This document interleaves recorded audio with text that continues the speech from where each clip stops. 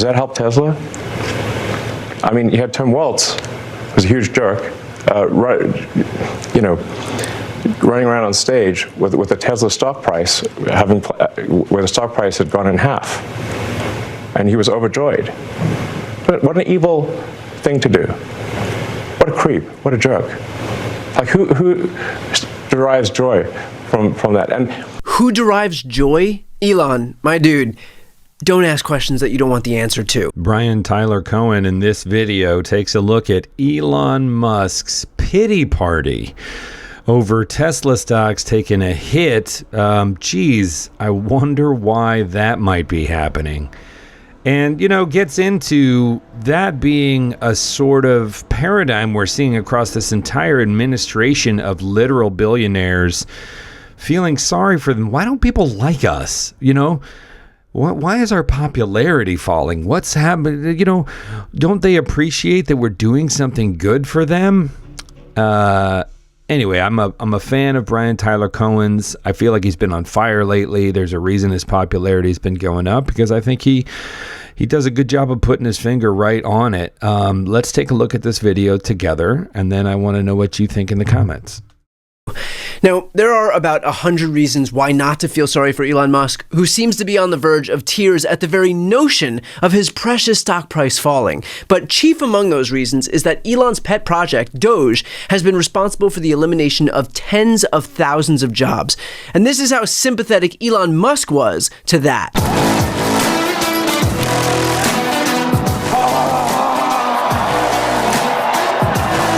This is the chainsaw for bureaucracy. Chainsaw!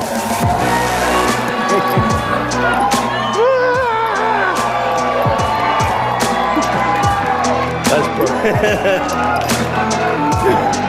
All right. I love it. Mr. President, thank you so much. All right. Thank you. Thank you, sir. Nice to meet you. I love it. We love it. We love it.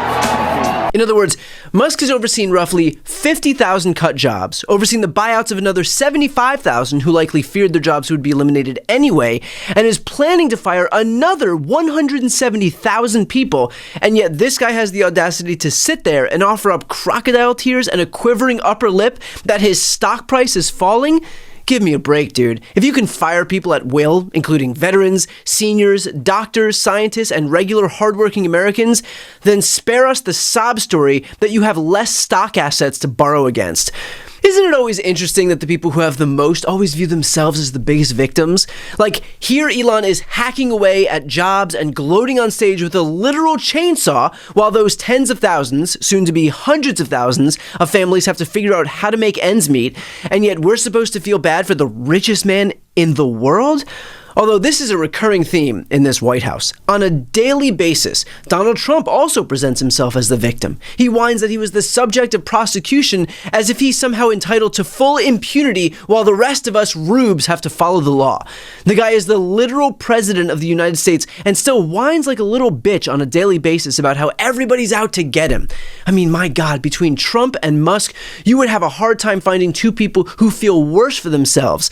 But hey, thank God we didn't elect a woman to be president. Wouldn't want someone too emotional in the White House, huh?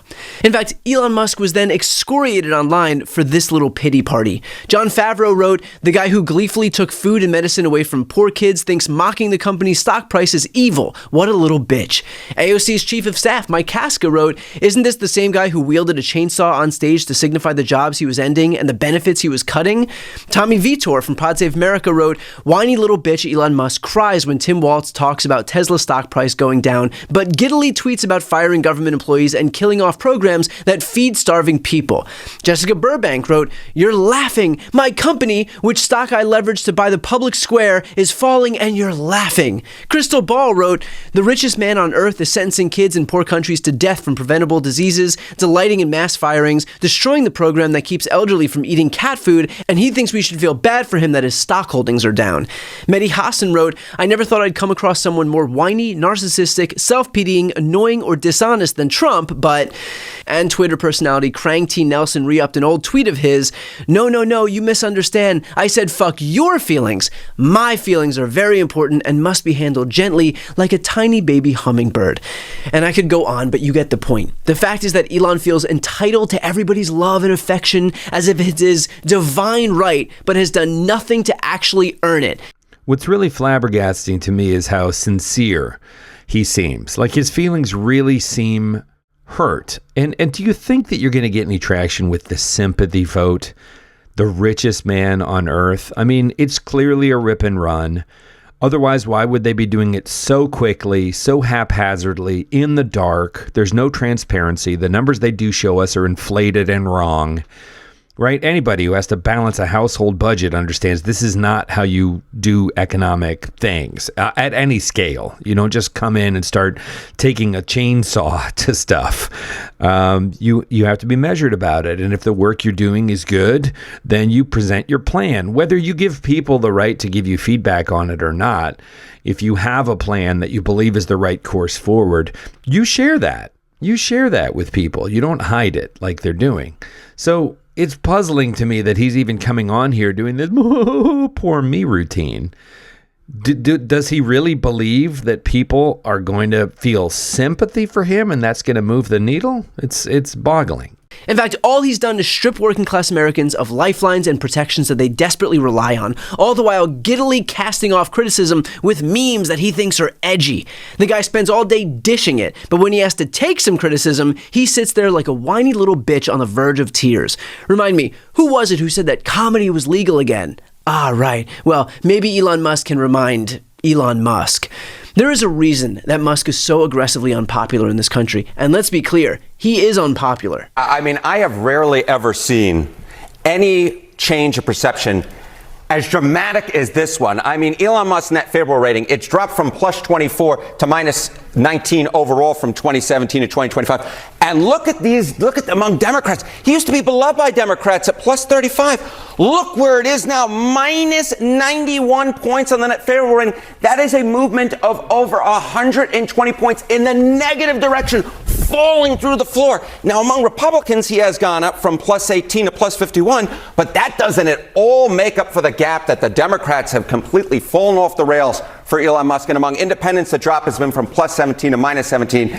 Look, Donald Trump isn't the most popular president in the world, but he is far more popular than Elon Musk is. So we've been focusing a lot on what this all means for the country as Elon Musk exercises a certain amount of power. But another question is, what does it mean for Elon Musk and his companies? Now, we can't be sure there's a one-for-one parallel here, but we are seeing activity. We're absolutely seeing activity. I mean, you can see this in terms of new registrations for Teslas in the United States, car registrations. In 2024 versus 2023, look at that, down 5%. I was interested. Did that movement continue into the new year? Absolutely. If anything, it accelerated. Look at this, new car registrations down 11%. And this has occurred as other EV car makers have seen their registrations go up.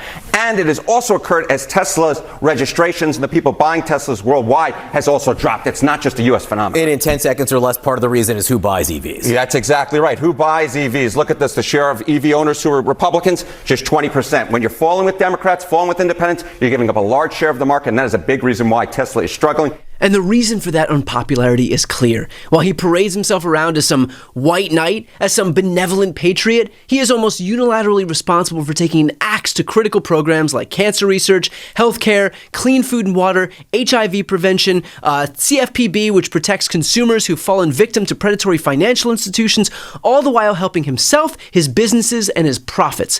Notice that all of the agencies he went after were investigating and taking enforcement action against him and his companies. USAID, CFPB, EPA, NLRB, DOJ, Department of Labor. The notion that Elon is some great patriot just looking to help the little guy would be an easier sell if the biggest beneficiary wasn't Elon Musk himself.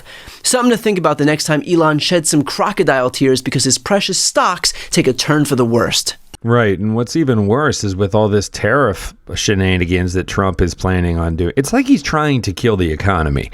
Right. I've been listening to people and thinking about ways in which how does it benefit Trump to kill the American economy? Because, you know, he says, no, this is going to be great. But if he's not incompetent, then he's up to something, and it's one of the two. And he's been so dug into this and kept doubling down that it doesn't feel like incompetence anymore. It feels like the plan.